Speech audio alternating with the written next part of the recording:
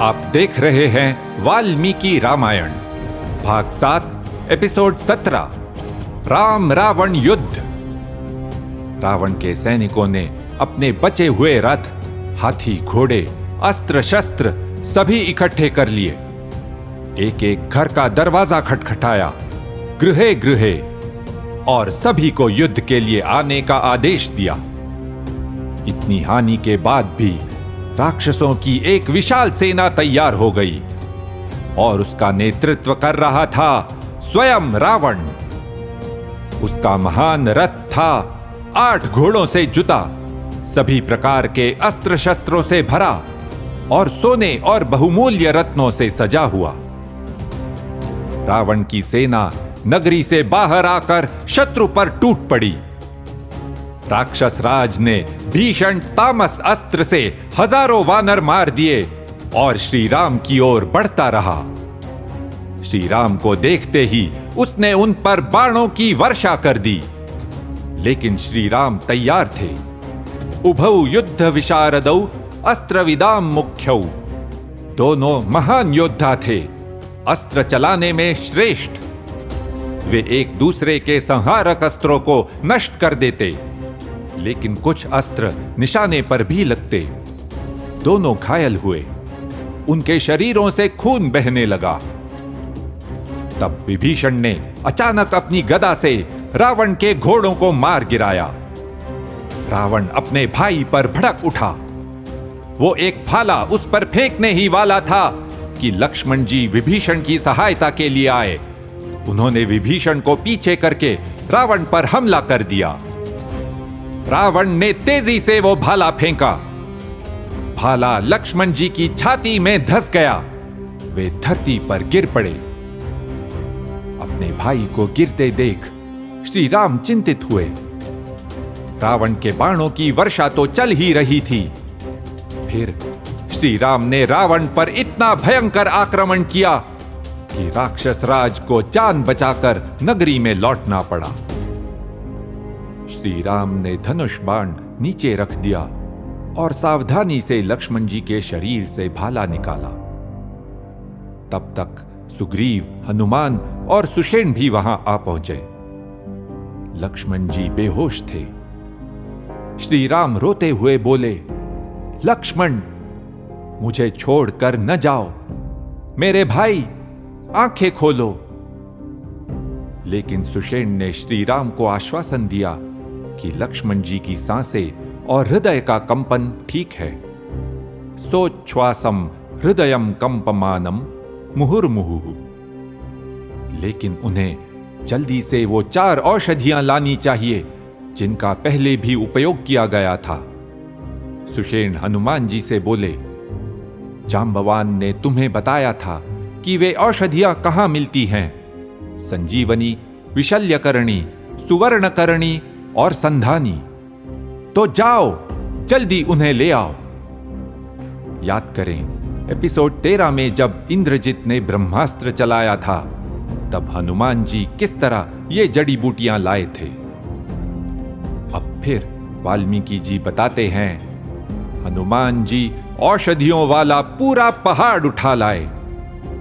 सुषेण के उपचार से जल्दी ही लक्ष्मण जी ठीक हो गए।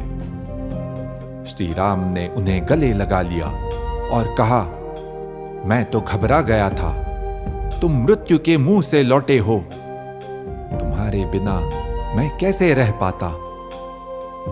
लक्ष्मण जी अब भी कमजोर ही थे, लेकिन उन्होंने श्री राम से कहा, मुझे कुछ भी हो जाए, आप हिम्मत न हारिए।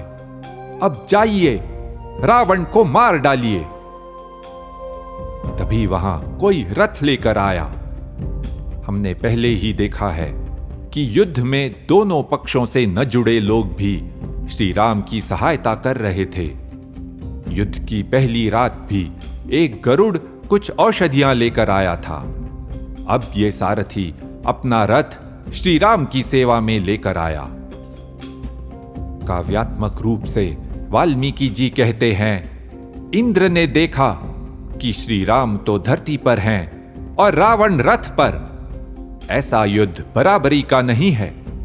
न समम युद्धम तो इंद्र ने अपना रथ और सारथी श्री राम के लिए भेजा। तभी रावण रणभूमि में लौट आया।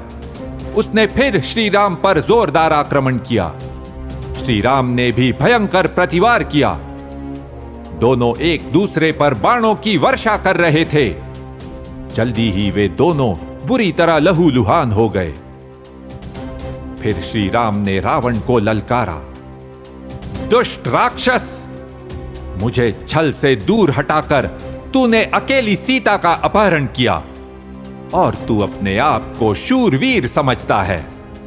बेशरम कायर, मैं अभी तुझे यमलोक पहुंचाता हूं।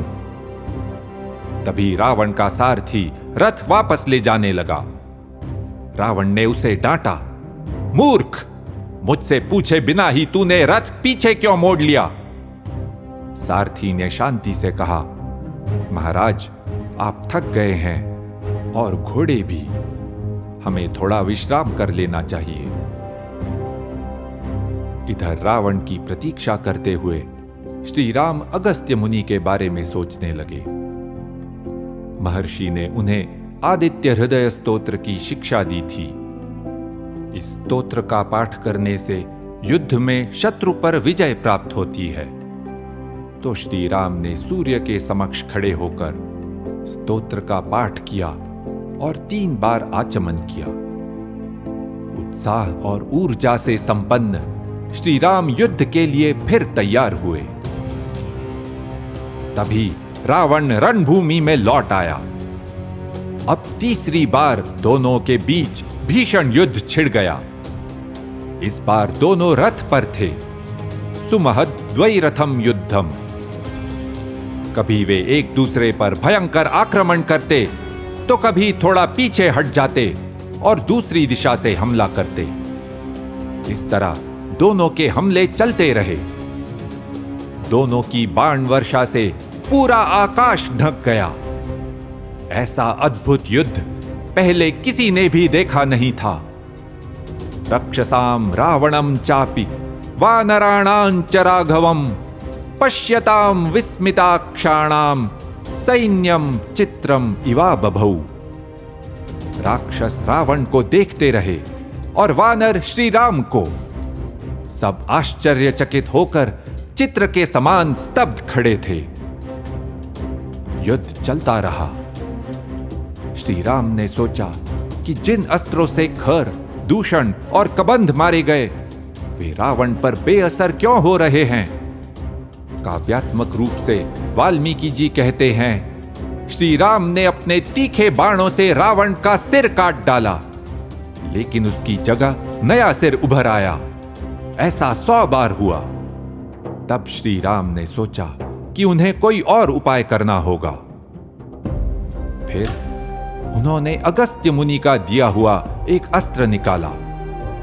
ब्रह्मा जी ने स्वयं उसका निर्माण किया था। वाल्मीकि जी बताते हैं, वो आकार में बहुत बड़ा और भारी था, लेकिन अंदर से खोखला भी था। शरीरम आकाशमयम। उसके भीतर अग्नि प्रज्वलित होती थी। धुआं छोड़ते हुए वो अपने लक्ष्य पर वज्र की तरह गिरता था। वो दीवारों, मनुष्यों, पशुओं सबको ध्वस्त कर सकता था। श्री राम ने विधिपूर्वक अपने धनुष पर उस अस्त्र का संधान किया। फिर प्रत्यंचा को पूरी ताकत से पीछे खींचकर रावण पर चला दिया। अस्त्र रावण के सीने से टकराया और उसे चीरता हुआ आगे निकल गया। तस्य हस्ताद्धतस्याशु कार्मुकम तत्ससायकम निपपात सह प्राणैः भ्रश्यमानस्य जीवितात्। रावण के हाथ से धनुष बाण गिर गए और उसके शरीर से उसके प्राण भी छूट गए। रावण का मृत शरीर भूमि पर गिर पड़ा। इति आस। ऐसा ही हुआ था।